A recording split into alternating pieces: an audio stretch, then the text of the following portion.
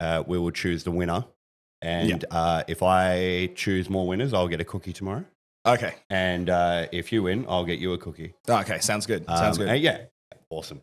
And yeah, well done on your win, and you're almost taking that win off the Vikings. That was awesome. So it's a heartbreaking second.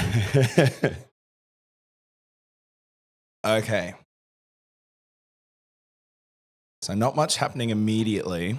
Yeah, I'm going to expect this to be just a very, very slow two top teams in the Sharks and in Storm are just going to play this game very, very slowly.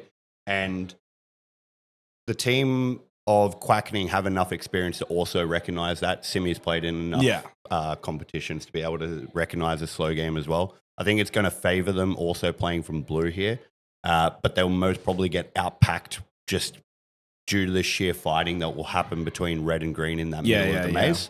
And I don't think they have enough experience there to pressure that as well. Yeah. Someone from Storm hasn't pulled the trigger yet. Yeah, that would be Moss under green there in that main position. I respect a person that just doesn't waste a shot for no reason. Yeah. And he's away. Yeah, there we go.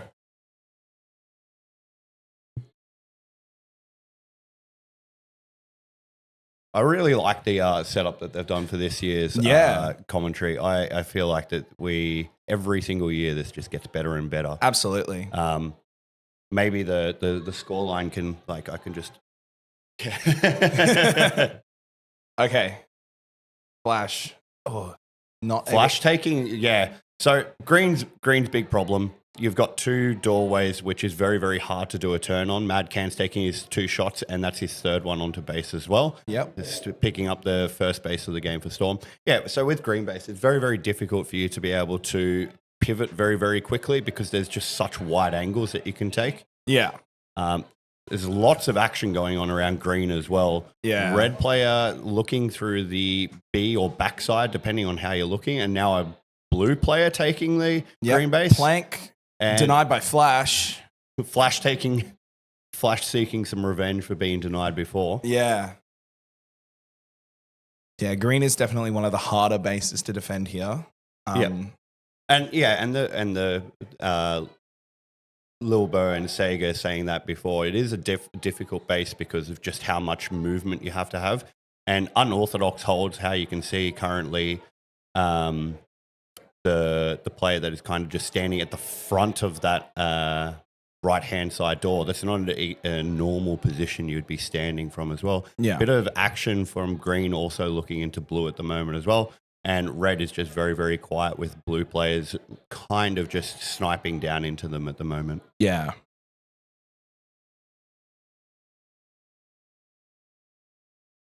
I feel like as we're getting into the second third of this game now, your pick of the Storm is going to be quite good. Yeah. Anything can happen. Anything can happen. Oh, 100%. This game isn't going to be a ridiculous 50K, to 20K blowout. I just don't think the Storm do that in their games. No. Unless it is two teams that they just well over. And again, green just poking into this blue base in the bottom right of your screen. Yeah. Looks like Storm has collapsed a little bit. 4 of them at home, and then 2 of them being left there. Or 3, yep. Red still poking around there. You can see at the top left of the green camera there. A red player running into blue now. Just not able to tag that player outside the front door there. So do you call them front back? Front back on everything. Yep, awesome. Yep. I'll try and keep that familiar for everyone else playing at home as well, as we use A and B, and that can be confusing for some people, especially if you're Adelaide and use them in reverse. Yeah.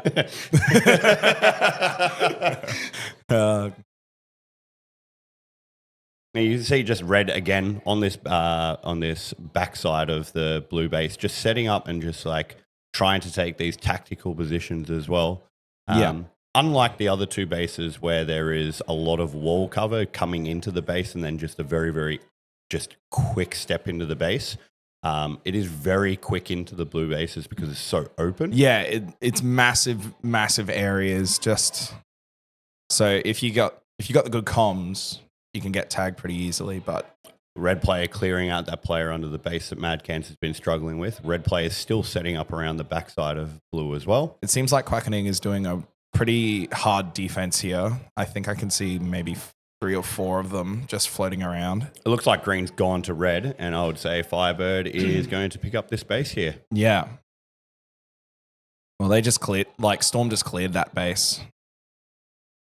Plank Plank now, putting shots on and is able to pick up the first base for the Quackening there.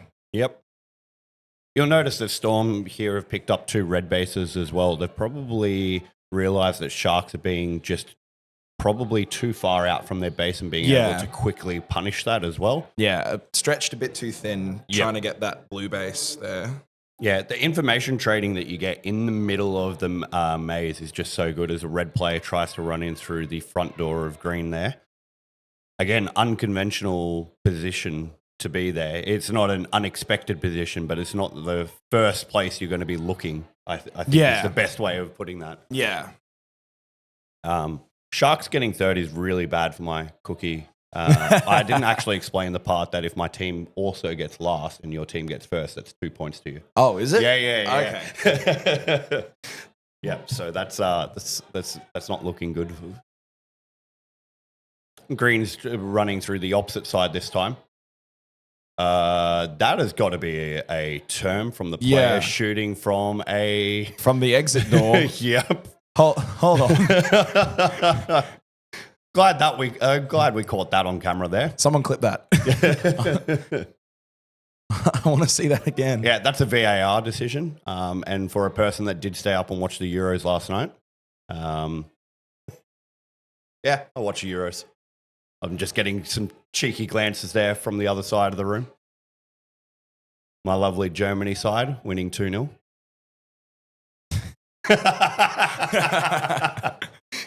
Yeah, big cheesy grin there as well. Shock on red.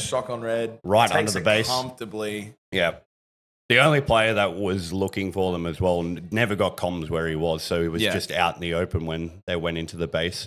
Yeah.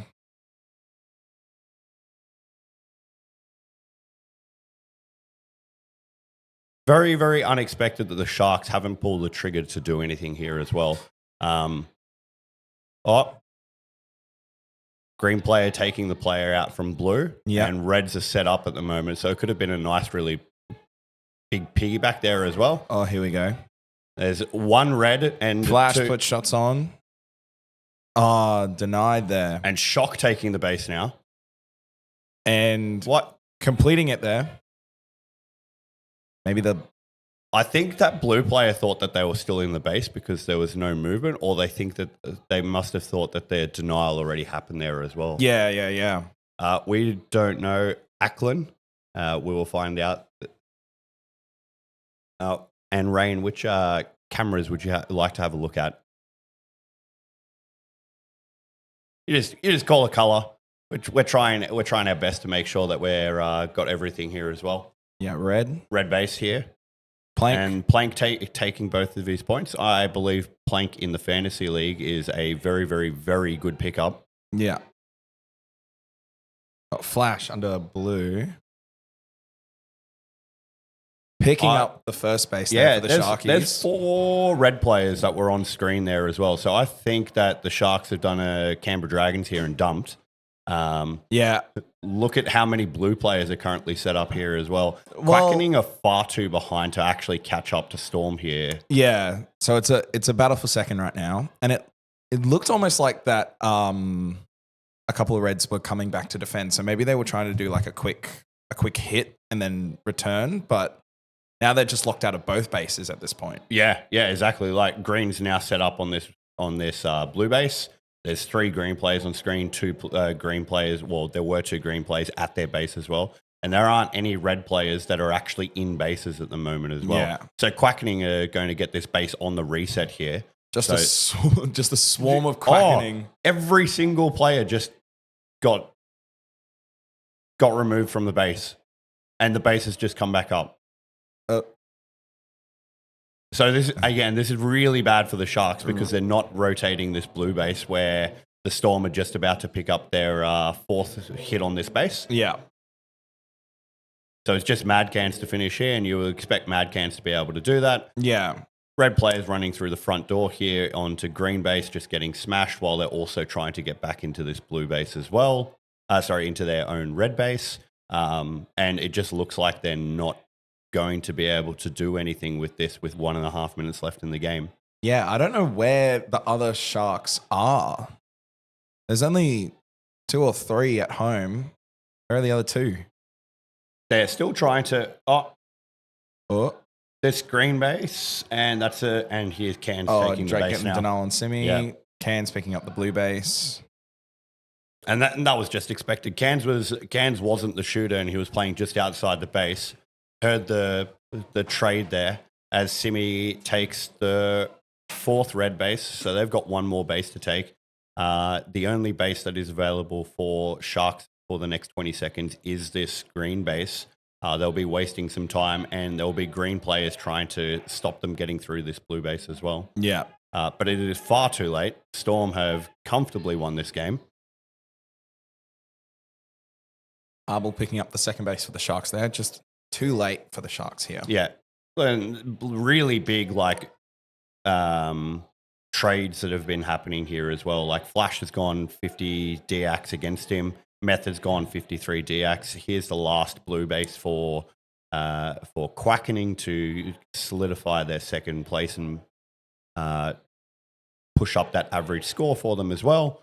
But yeah, just lots and lots of smashes here as Method takes their 3rd base as well. Yeah. And then on the other side, Cans with 50 tags, Shock with 39 for 25.